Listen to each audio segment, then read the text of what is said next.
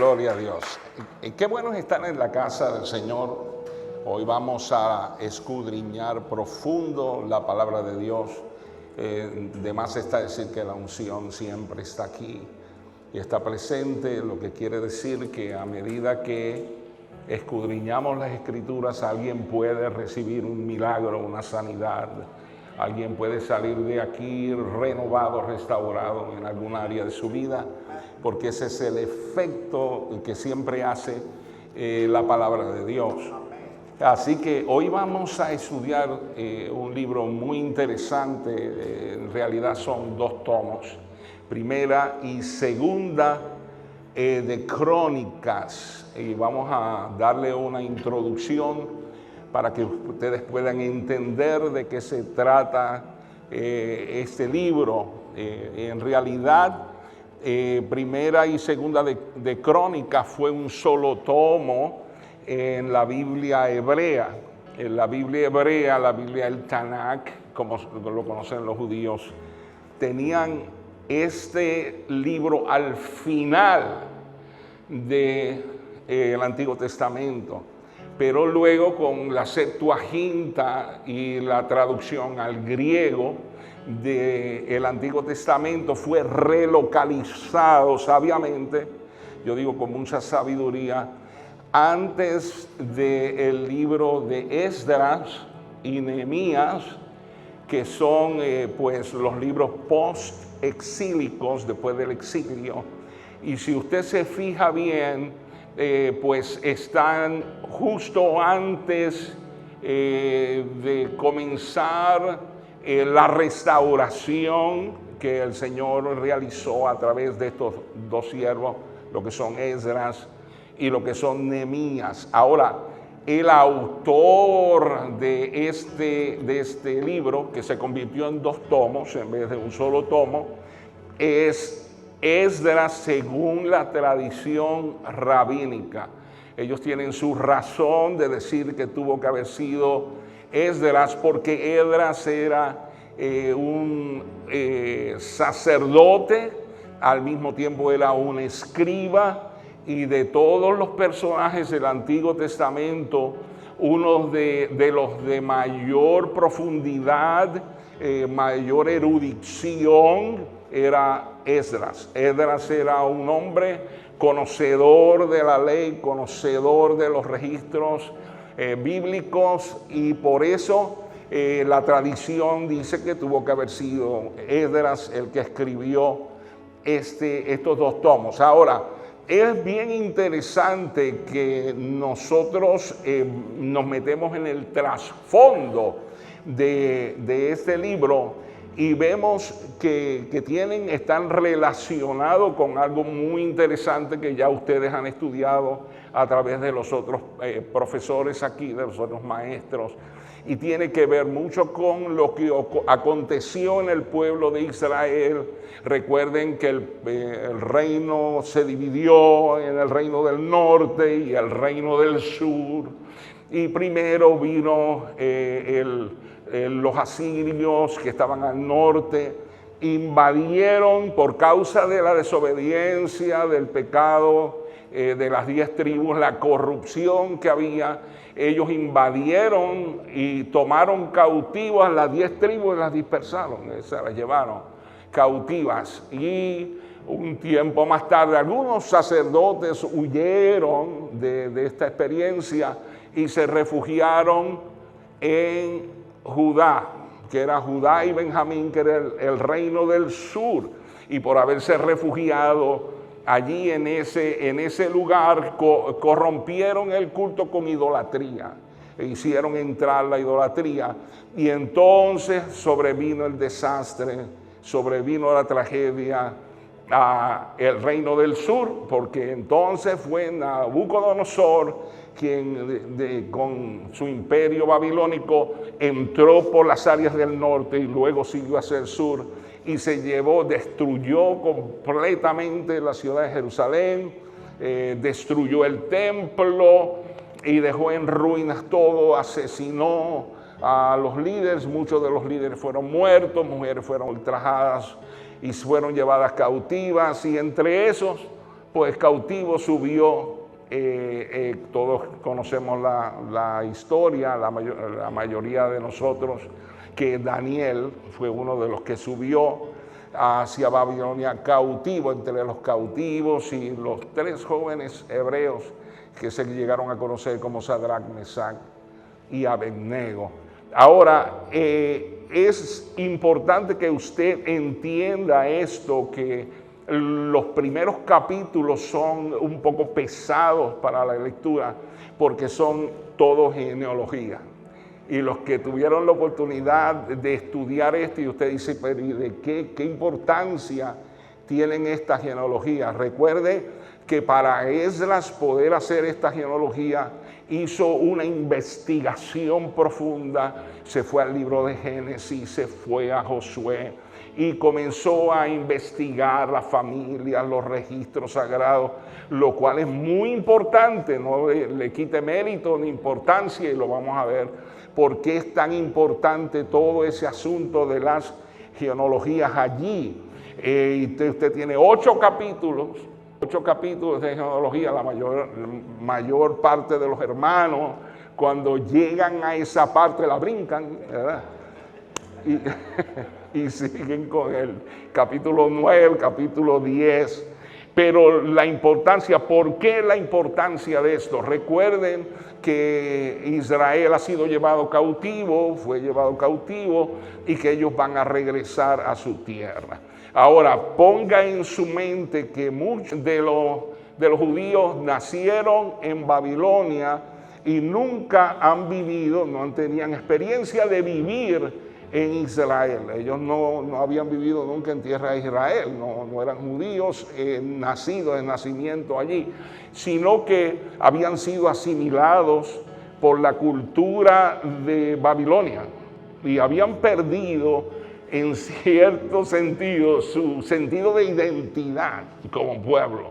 Y entonces es ahí donde comienza una investigación de Esdras, y Esdras comienza a buscar todas las genealogías desde Adán en adelante, y esto tiene su razón de ser y vamos a verlo en un segundo. La razón de eso, por ejemplo, cuando llegaron del exilio, había unas preguntas en la mente: ¿cómo vamos a hacer esto? ¿Quiénes van a ser los líderes? ¿A quiénes vamos? ¿Vamos a hacer unas elecciones? ¿Vamos a votar? ¿Vamos a ir a voto? ¿Qué vamos a hacer? ¿Cómo vamos a elegir los líderes? O lo vamos a hacer a la usanza de lo que ya estaba establecido. Y entonces se logra hacer una genealogía para establecer quiénes son los que van a ser los líderes, los que van a ser establecidos como cabeza de esta nación que se está restaurando. Diga conmigo, restaurando. Así que hay una importancia tremenda. Lo segundo es que ellos debían conocer cómo se iba a distribuir la tierra. Si usted pudiera pensar en Walmart cuando llega ese Viernes Negro, lo vamos a hacer así: abrimos las puertas, todo el mundo entra, agarra algo, agarra un terreno, yo pongo una banderita, una bandera y me apropio de un terreno o de algo, pero no iba a ser así. Tenía que ser en la forma en que Dios había establecido, porque la tierra había sido distribuida. Josué se encargó de ir distribuyendo los territorios, y los territorios fueron entregados a familias de acuerdo como era la voluntad de Dios. Así que eso era un acto de sabiduría, el hecho de establecer una genealogía clara y saber a quién pertenecía cada territorio. Ahora, no era una tarea fácil. Imagínese usted la concentración y el enfoque que tuvo que tener Esdras para meterse ahí en todo ese estudio profundo y poder hacer un estudio de todas las genealogías.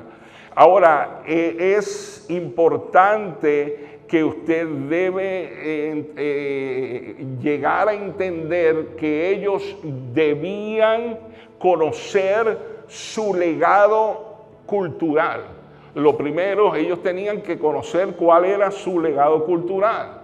Número dos, debían conocer su legado espiritual, porque tenían que reconectar con sus raíces, tenían que reconectar con sus campeones de la fe, tenían que reconectar con la historia de la redención. Y hemos encontrado personas que nos dicen a nosotros, la religión es un mito, lo que ustedes creen es un mito, pero no es un mito porque es verificable con la historia. A través de la historia nosotros podemos verificar nuestra fe. Y hay algo con lo que nosotros podemos reconectar con las pasadas generaciones. Y no estamos en un vacío, sino que nosotros estamos continuando un trabajo de redención que comenzó desde el tiempo de Adán hasta hoy. Por lo tanto, el trabajo que nosotros estamos realizando no es un trabajo separado ni desconectado de esas realidades espirituales que nosotros entendemos que han ocurrido. Tenemos los campeones de la fe y por eso el libro de los Hebreos menciona una lista de los campeones de la fe y quiénes fueron esos hombres y por qué. Porque nosotros también estamos conectados con esa gente, porque nosotros hemos continuado en la labor que ellos comenzaron. Ahora es importante que usted entienda que esto es un repaso. El libro de Primera y Segunda de Crónicas es un repaso de historias que ya hemos escuchado. Los pastores habían hablado aquí de Primera y Segunda de Samuel, Primera y Segunda de Reyes, y habían dado varias de estas historias, pero es importante para el escritor, para el escritor bíblico, el investigador, hacernos conocer cuáles fueron los grandes eventos del ayer, porque nosotros tenemos que conocer qué fue lo que aconteció ayer y tenemos que reconectar, como ya lo dije, con los héroes de la fe, porque nuestra fe también es verificable con la historia, no solamente la de esa nación Israel. Israel ahora mismo está en una situación crítica, pero ellos pueden volver atrás y verificar su historia y para qué fue que Dios los llamó. Y eventualmente usted va a ver que la historia de la redención, hermanos míos, se va a cumplir y Israel será restaurado completamente. Ahora, entienda que se va a la genealogía, y los que la leyeron, ¿cuántos leyeron la genealogía? Bueno, no hay ni una más. Pero va desde Adán, Abraham, Isaac, Jacob y hasta David. Pero está siguiendo una línea mesiánica. Y es importante para verificar quién es el Mesías y quién es el Redentor y volver a esa línea mesiánica y conocer de qué está hablando aquí el escritor a través de la genealogía. Por ejemplo, si usted busca y mira la línea davídica, porque Jesús puede ser visto en Crónica. Usted puede ver la línea davídica, comprender la promesa, el cumplimiento de la promesa, puede entender que Jesús es el perfecto rey, puede entender que Jesús es el hijo de David, conforme a las Escrituras, puede entender que Jesús es el eterno rey. Él es el eterno rey y puede entender que Jesús es el lugar de la habitación de Dios, porque nosotros estamos en Cristo y Cristo está en nosotros. Gloria al Señor. Ahora, todo esto es sumamente importante, así que esta genealogía sigue la línea mesiánica. Estos libros son un puente, diga puente, con el pasado, el presente y el futuro. Así que el pasado, el presente y el futuro es un repaso de las victorias, las pruebas y las dificultades y los fracasos de la nación. Ahora hay que ver realmente que Israel tuvo sus fracasos, como todos nosotros hemos tenido nuestros fracasos, hemos cometido en nuestra vida los errores, Pero lo importante de todo esto es un recordatorio de que debemos volvernos y enfocar más bien en el amor y la misericordia del Señor y su fidelidad. Porque Él es fiel a pesar de nuestros errores, Él es fiel a pesar de nuestros fracasos, Él es fiel a pesar de nuestros problemas y todas las situaciones que nosotros hemos vivido. Dios sigue siendo fiel. ¿Cuántos alaban al Señor? Ahora, está hablando de los tiempos de fracaso y ya ustedes saben que lo primero que les sorprende es que tiene una historia negativa, que es la muerte de Saúl. Y la muerte de Saúl fue un fracaso, el primer rey, y nos da tristeza cuando leemos esa parte, cuando sabemos que tomaron sus cuerpos y los decapitaron y llevaron las cabezas tanto de Saúl como de su hijo Jonatán al templo de Dagón y allí las colgaron. Eso fue un tremendo fracaso. Ahora, pero aquí se habla de un nuevo tiempo y ustedes van a ver el enfoque de la vida de David aquí, que repasa mucho de la vida de David. Ya no se mencionan los fracasos de David, no se mencionan mucho sus errores, sino que se enfoca más bien en sus triunfos, en sus victorias, en sus campeones de fe que lucharon con él, en todas las cosas gloriosas que ocurrieron en el reino. Porque hay un momento de hablar del pasado y de hablar de los fracasos, pero dice la Biblia, todo tiene su tiempo y todo lo que se quiere debajo del sol tiene su hora. Hay tiempo de llorar, pero hay tiempo de reír. Hay tiempo de ver las ruinas y hay tiempo de edificar. Entonces nosotros estamos en un nuevo tiempo. Y yo quiero que usted entienda que el tiempo que se proyecta en estos libros es un tiempo de restauración. Ahora, Dios es un Dios restaurador y restaura todas las cosas. Ahora, el tiempo que se aproxima es un tiempo de un templo restaurado. Es el tiempo de una ciudad reconstruida. Es el tiempo de una adoración renovada. Es el tiempo de un pueblo unificado, ya no dividido. Ahora tiene que haber perdón y reconciliación y todo el mundo se tiene que unir y todo el mundo tiene que entrar en un nuevo tiempo y una nueva etapa, porque ahora viene Dios a hacer algo poderoso por la nación. Gloria al Señor. Y así también lo hemos pasado nosotros. Hay tiempos tremendos en los que nosotros tenemos que entender que Dios está restaurando todas las cosas. Y Dios está restaurando lo que el diablo nos robó y está restaurando lo que el enemigo hizo en nuestra familia. Y Dios viene con tiempos de bendición. Yo vengo proféticamente a decir que esos son los tiempos en los cuales estamos nosotros. Son tiempos de victoria, gloria al Señor, lo que se acercan. Ahora tenemos que desear, como se proyecta en estos libros, algo más grande. Hay que desear algo más grande. Hubo fracaso, hubo desilusión en Israel, pero todos estos problemas también han acontecido en nuestra historia. Gloria al Señor. Ahora, no debemos enfocar en nuestros errores, no debemos enfocar en nuestras faltas, no debemos enfocar en nuestra insuficiencia, el pasado quedó atrás. Y yo tengo una frase que siempre acuño, que es agua debajo del puente. Cuando usted está en el puente, el río siempre es nuevo porque el agua se va. Gloria al Señor, y es agua debajo del puente. Ahora, debemos ver el cuadro mayor. Es enfocar en un Dios que es fiel, un Dios perdonador y un Dios restaurador. Sus misericordias son nuevas cada mañana.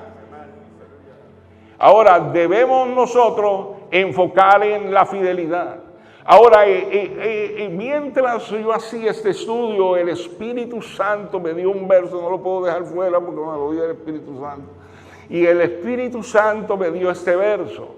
Él levanta del polvo al pobre y al menesteroso alza del muladar para hacerlo sentar con los príncipes de su pueblo. Salmo 113, 7, 8, 15. Pero lo interesante de ese salmo es que fue escrito a aquellos que estaban en la cautividad. Aquellos que habían dicho que habían colgado sus arpas, no tenían una canción de esperanza. Dice, en el río de Babilonia, allí llorábamos acordándonos del pasado y enganchamos nuestras arpas y no teníamos una canción que cantar en tierra de extraño. Y entonces la palabra de Dios dice que entonces se dice aquí que Dios alza a los menesterosos, los alza del muladar. Y es interesante porque cuando usted llega al final de Crónica, el último verso dice, y el que vaya a subir, suba. Y se queda así como que incompleto. Pero este es tiempo de subir. Este es tiempo de elevarnos a cosas nuevas. Gloria al Señor. ¿Cuántos alaban al Señor? Ahora, ese salmo nos avisa y nos anuncia en los otros tiempos de gloria, y los libros de Primera y Segunda de Crónicas nos anuncian esos tiempos. Yo voy a darles unos minutos para que ustedes contesten la pregunta: ¿cómo nos ayuda la historia bíblica a confiar más en Dios hoy?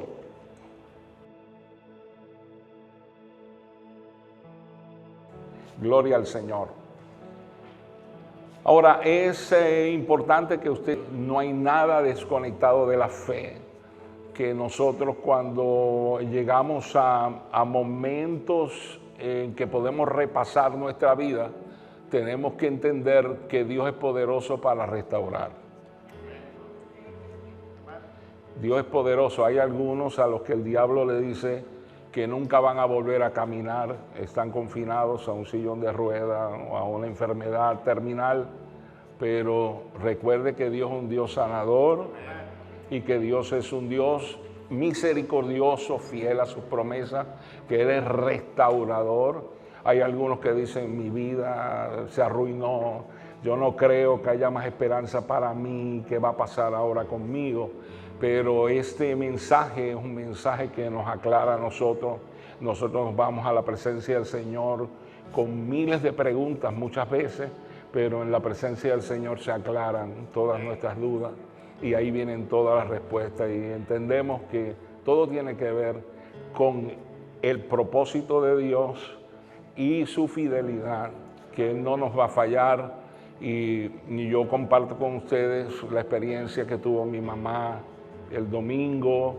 Ella comenzó a llorar en medio del culto, no podía parar de llorar, y alguien me preguntó qué pasará algo. Yo dije, bueno, mi madre no ve mucho por sus ojos, pero sí, ella ve espiritualmente cosas, y Dios le mostró completa a su familia desde que nosotros éramos niños, todo el proceso pasado, vio a los hijos, a los nietos y a los bisnietos hasta el último, y ahí el Señor se presentó delante de ella y le dijo, mira todas las bendiciones que yo te he dado, estas son todas las bendiciones que yo te he dado. Así que nos hace entender, yo voy a cuidar de ellos, lo que nos hace entender que Dios siempre está en control de nuestra vida. No importa lo que tú hayas enfrentado, lo que hayas tenido que pasar, los momentos cuando tú pensaste que no había salida para ti, que no ibas a volver nunca más a servirle al Señor, pero Dios tiene un plan y un propósito que va a cumplirse.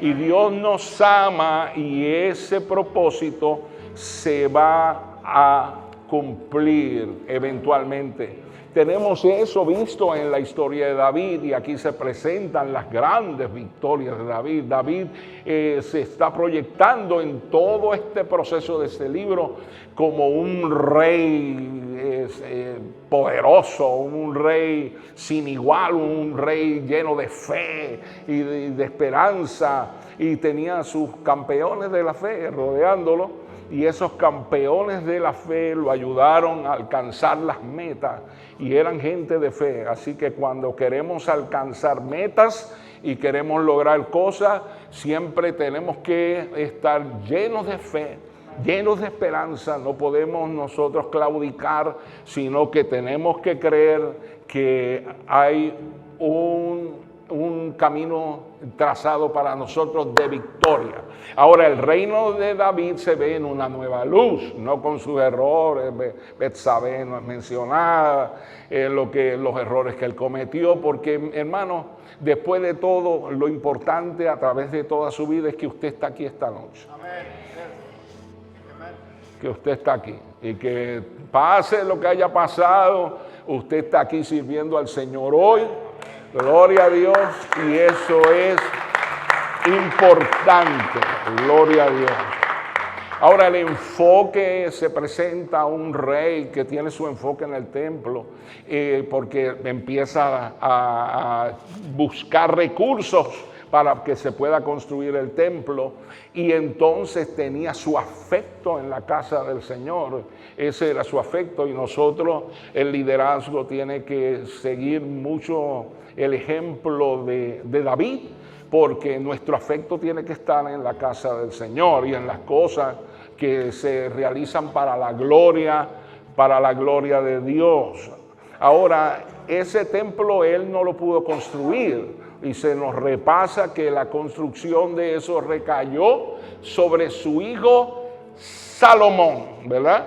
Y Salomón fue el que logra construir la construcción del templo, que luego es destruido en la invasión, pero reconstruido otra vez.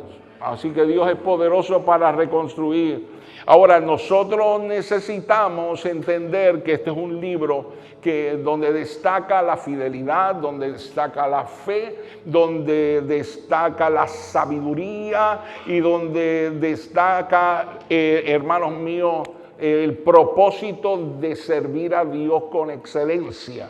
Y ahí está sumado este libro, estos 2 tomos.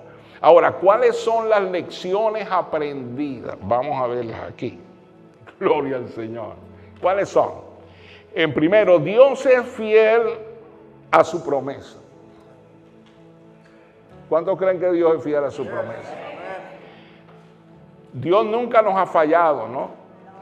Dios siempre ha sido fiel a todas sus promesas. A veces se tarda, pero nunca llega tarde, siempre llega a tiempo, justo a tiempo. Y entonces la otra lección aprendida en este estudio es que la verdadera adoración es más importante que el éxito terrenal. Nos muestra un rey obsesionado con adorar a Dios, obsesionado con servir a Dios con alegría.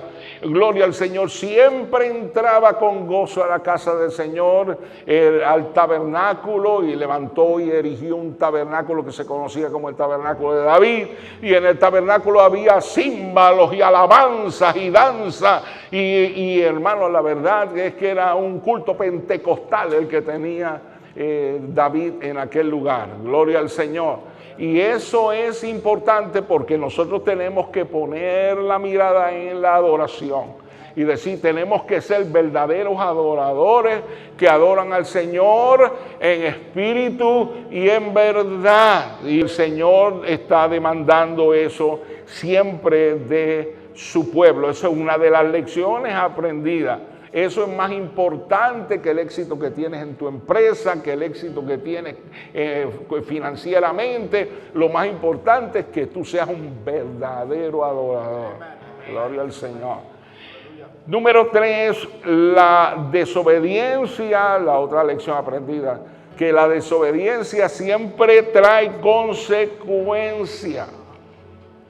Siempre trae consecuencias. Siempre van a venir problemas, tarde que temprano.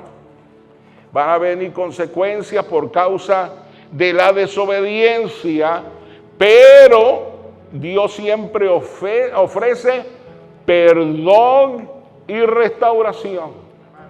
O sea, hay algunas personas que dicen, pues cometí un fracaso aquí, pues no vuelvo más a la iglesia, ni le vuelvo a servir más al Señor y me voy a quedar en casa. Y de ahora en adelante, pues yo no puedo porque le fallé al Señor. Pero no, aún Pedro fue restaurado, ¿verdad? En un momento dado, cuando cometió sus grandes errores. Ahora, la desobediencia, diga conmigo, la desobediencia trae consecuencias, pero Dios siempre ofrece perdón y restauración. Ahora, la pregunta es, ¿cómo podemos vivir de manera que honremos a Dios hoy en todo lo que hacemos? Una vida de fe. Tú tienes que vivir. Mire, el Señor puede pasarle por al lado a 3,000 personas que no tienen fe para bendecir a uno que tiene fe. Gloria al Señor. Y tú necesitas vivir una vida de fe y plena confianza en el Señor. Si algo tenían nuestros antepasados, y aquí reconectamos nosotros con nuestros antepasados, y vemos nosotros que nosotros no estamos en el vacío. Y podemos decir, nuestra fe es verificable. Gloria al Señor. ¿Cómo lo sabemos? Porque mire, hubo hombres que dieron su vida por el Evangelio y murieron por la causa de Cristo y les cortaron la cabeza, los decapitaron, los mataron. A Isaías lo aserraron por la mitad.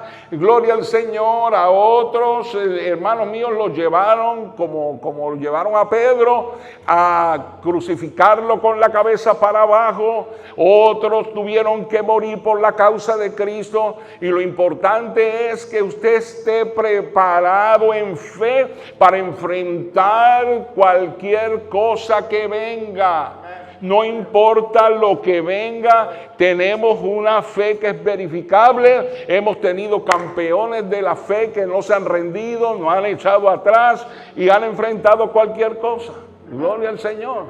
Hubo un hombre que estuvo 12 años metido en una cárcel por el Evangelio. Y era una cárcel que no era más grande que este, con un cuartito pequeño, no tenía ventanas, no tenía luces, todos los días le daban de puñetazos. Fue en Polonia para el tiempo del Partido Comunista y le decían, te damos una nueva oportunidad de renegar a Cristo. Y por 12 años ese hombre nunca renegó al Señor. Es conocido hoy como el pastor de las iglesias underground a través del mundo entero. Gloria al Señor. Pero ¿qué hubiera hecho usted? Porque hay algunos que se huyen por un problemita que tienen con un hermano y alguien los miró mal y ya no vuelven a la casa del Señor. Y piensan, ya se acabó todo, me quedo en casa, no vuelvo a servirle al Señor. No, hay que ser valiente, no importa qué acontezca en este tiempo.